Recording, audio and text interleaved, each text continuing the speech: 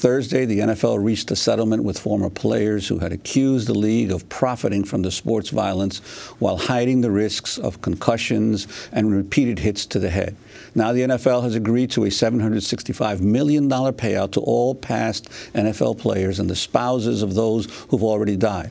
The settlement stems from a lawsuit filed by more than 4,500 former players, some of whom suffer from Alzheimer's disease or depression. The family of former Chicago Bears and Notre Dame safety Dave Durson is among those who are part of the lawsuit. Durson committed suicide in 2011 and left a note asking that his brain be examined for evidence of football-related damage. This is a clip from an ABC News report about what happened. He was exceptional, a 4-time Pro Bowl safety, number 22, a 2-time Super Bowl champ. Through the first 4. This one's for Giles, intercepted by Durson. Teammates say Dave Durson was also exceptionally smart and kind, which is why they were shocked when last week the 50-year-old killed himself with a gunshot to the chest. He sent a text message to his ex-wife hours before. And he told me he loved me very much, and he was truly sorry, and that he loved the kids, and that he felt, he thinks there was something wrong with his brain on the left side, and for me to please get it to the NFL. Durson asked his brain be examined for chronic traumatic encephalopathy, or CTE, a degenerative disease often found in those with a history of concussions. Football players are at a very high risk because they take, studies show, about 1,000 hits to the head each fall. At least 20 Gs, which is like a small car crash. So essentially, your brain actually starts falling apart. 10 or 20 years later, you start getting symptoms like memory problems and emotional problems, and they eventually lead to dementia. Durson, family members say, recently started having vision problems and struggled with spelling and forming words. The All-Star knew of CTE. He served on the board that ruled on retired players' disability claims with the NFL. David was a very loving, caring man, and he always thought of others before he thought of himself, even in this moment, by him wanting his brain to be examined and treated, and so he could possibly help other football players in the future. While many players and their families welcomed the settlement announced Wednesday with the NFL, some critics say it's a win for the league. The agreement includes specific language that it, quote, does not represent and cannot be considered an admission by the NFL of liability or an admission that plaintiffs' injuries were caused by football. The settlement will also allow the NFL to avoid disclosing details it had on concussion-linked brain problems. All of this comes as the 2013 football season kicks off for the NFL, colleges and high schools across the country. For more, we're joined by Bill Littlefield, host of NPR's Only a Game, produced at WBUR in Boston. He's been following the issue of concussions in sports for the past decade. Bill, welcome to Democracy Now! Let's start off with, well, talk about the significance of the amount of this lawsuit and how it came about. Well, it's ironic, I think, Amy, that earlier in the program you were mentioning all these amounts of billions of dollars in other contexts. $765 million is a lot of money, but the National Football League is a very large business that grosses somewhere between $9 and $10 billion annually. So it's certainly not going to put a gigantic dent in their operation. On the other hand, it does constitute at least some acknowledgement that there is a responsibility on the part of the league to the, as you say, 4,500 plus players who brought a suit against them, primarily contending that the league did not come forward and acknowledge what it knew about the dangers of multiple concussions suffered playing football. And could you tell us about some of the most damning evidence compiled in the lawsuit that prompted the NFL to decide to settle, especially the role of a doctor who was in the lawsuit named repeatedly, Dr. Elliot Pelman? Yeah, well, happily, Juan, a lot of that evidence is going to come out, even though there won't be a trial, because there's a book coming out very soon and a Frontline documentary called League of Denial, in which Dr. Pelman is featured. The charge against him basically is that First of all, he was in charge of the concussion committee for the National Football League, and he had no particular specialty in neurology. He's a rheumatologist. So why he was even in that position has been brought into question. He was also the sideline physician, the team doctor for the New York Jets, and numbers of members of the Jets have said that they suffered concussions during games. Dr. Pelman looked at them, asked them a couple of questions, and then sent them back into the game. And for years before this settlement, Dr. Pelman had been saying that there was no evidence at all that suffering multiple concussions would lead to any problems, brain problems down the line. Bill Littlefield, you're based in Boston, and I want to ask you about the former New England Patriots player, Junior Seau. First, here's a clip about his long football career. Seau was born in January 1969 in San Diego. He grew up in the North County and excelled at sports at Oceanside High School. He later accepted a football scholarship at the University of Southern California. In 1990, the linebacker was taken in the first round of the NFL draft by his hometown team, the San Diego Chargers. Give me five. You gave me good luck last time. And anchored the defense for 12 years. He helped lead the team to its only Super Bowl appearance in 1994, where they lost to the San Francisco 49ers. He was traded to the Miami Dolphins, where he played for 3 years. Seau retired in 2006 for one day. He returned to the NFL with the New England Patriots, but never got the championship he was chasing. The superstar left pro football in 2009 after 20 years. Well, in 2012, Junior Seau died of a self-inflicted gunshot wound at the age of 43. He was suffering from chronic traumatic encephalopathy. Seau left behind 4 children. His sons Jake and Tyler spoke to ESPN earlier this year. It was Sunday and Monday nights, and to find out that that's possibly what could have killed him or caused his death is really hurting. Makes me realize that he wasn't invincible. You try to be like that man in your life. Play the game the way he did, work the way he did. And, now you look at it in a little bit different view. And is it worth it? I'm not sure, but it's not worth it for me to not have a dad. Junior Seau's family donated his brain to research. His family is also part of Wednesday's settlement. Bill Littlefield, can you talk about the brain injuries he faced? I mean, astounding. He and others committing suicide, but not shooting themselves in the head so they could donate their brain to research. Right, a conscious act to try to help fellow players in the future.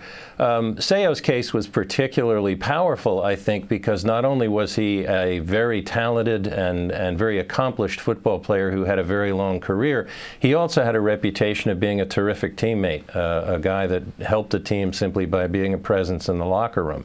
And so that was a larger than normal story, even, because his life was he was so energetic and so straightforward and an admirable guy to many fans. So it was a particularly powerful story.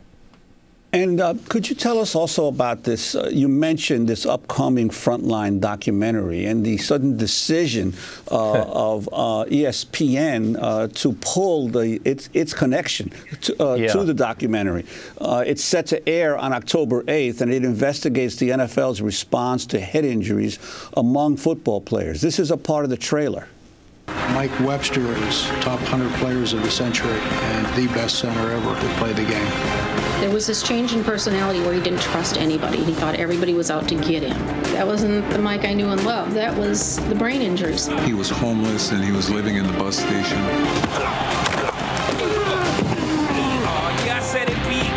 It wasn't until 2002 when Mike dies, for the first time, physical evidence. Mike Webster is on the autopsy table. I was not aware of who Mike Webster was.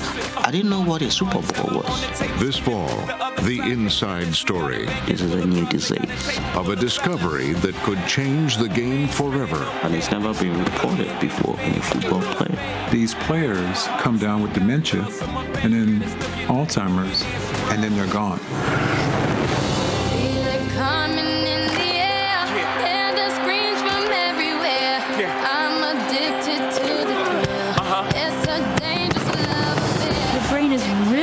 Disease.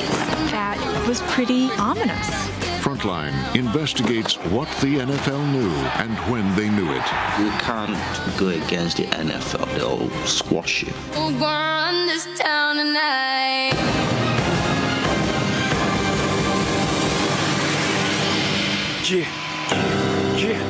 I'm really wondering where this stops. I'm really wondering if every single football player doesn't have this. That's a clip from an upcoming PBS Frontline documentary set to air October 8th. The program issued a statement last week that, quote, "From now on, at ESPN's request, we will no longer use their logos and collaboration credit on these sites and on our upcoming film, League of Denial. We don't normally comment on investigative projects in progress, but we regret ESPN's decision to end the collaboration that has spanned the last 15 months. Bill Littlefield, could you talk a little bit about the background of what led to this decision of ESPN? Well, according to a spokesperson for ESPN, there were two particular things that led to it, Juan. One was that Dr. Ann McKee, who you heard at the end of that promo saying that she wondered about whether every football player perhaps had this problem, had this condition. And the other was a bit from the beginning of the promo where the Frontline people put in the line, "This may change the way you look at football." I think the people at ESPN are very happy with the way people look at football right now because they look at it in great numbers on ESPN. And I think that President Skipper of ESPN said that he found the language of the documentary sensational. And he objected to the fact that it hadn't been run by him or run by somebody at ESPN before that promo came out. And of course, for football fans over the decades, these sports networks have really thrived on their ability to do these slow motion replays of these incredible hits, replays and highlight films, and the highlight films of these incredible hits of football players. It's really the bread and butter of what they use to attract fans to their broadcasts. It certainly is a big part of the way the game has been advertised over the years, and that has, I think, somewhat diminished recently. But it's only very recently that the National Football League has acknowledged that the concussions that players suffer as a part of doing the work that they do as pro football players has a connection to the damage that we've been talking about this morning that these players experience later in life. In February, Democracy Now! Spoke with Chris Nowinski, the author of Head Games, Football's Concussion Crisis, former professional wrestler who's now a leading expert on sports-related head injuries and also a former football player at Harvard University. He's now co-director of the Center for the Study of Traumatic Encephalopathy at Boston University School of Medicine, which maintains a bank of ex-athletes' brains to study the effects of concussions. I asked Nowinski about his experience with brain injuries and what it means to have a concussion. I didn't know I was getting concussions my entire career until it was too late. When I was on the field, whether playing football or wrestling, I'd get hit in the head and I would black out. I'd forget what I was doing. The sky would go orange and I would just try to tough it off. And what we've learned through our research at Boston University is that over time that can trigger a degenerative brain disease that will eventually take away your memory, your ability to put together sentences like right today. But in our last study we published in December, 34 or 35 former professional football players had this disease, 9 of 9 former college players, and even 6 high school players. So we're really concerned about the last few generations of football players. That was Chris Nowinski, author of Head Games, Football's Concussion Crisis, who, of course, himself has suffered from a number of concussions. Bill Littlefield, can you talk about what he has to say, and also exactly how the money in this massive settlement is going to be divided? Well, the money is going to be divided according to the age and the level of damage that's been diagnosed in some of the players. What I feel good about in terms of this settlement is that the money will be available to people, to men, and to the families of these men who really need the money to care for them more quickly than it would have been available if this thing had dragged out and gone to court, because there would have been delays, there would have been appeals, and some of these guys who really need the help and care might have been dead by the time the money arrived. What I feel badly about is that through the trial process, we won't hear what the NFL knew and when it knew it.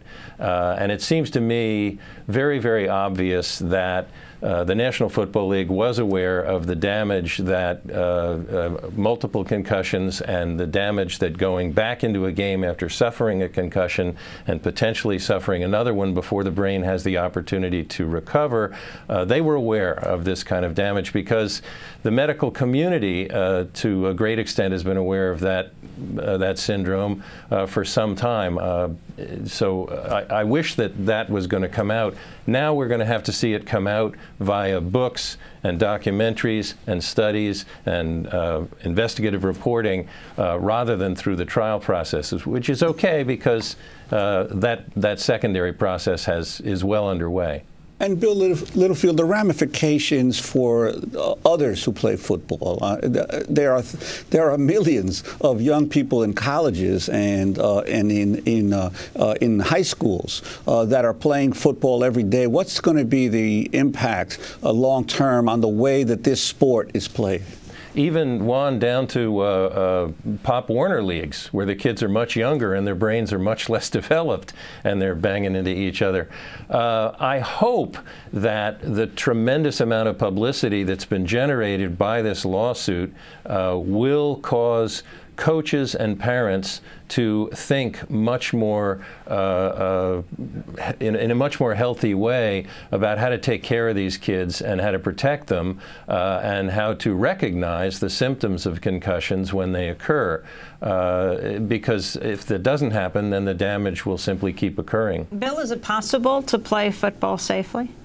That's an excellent question, Amy, and I don't know the answer. I didn't play football. I played for one day. I got hit in the head. I didn't like it, and I went to play something else. I played soccer instead. But it's an excellent question, and I think it's a question that the NFL and lots of major college programs are going to have to confront.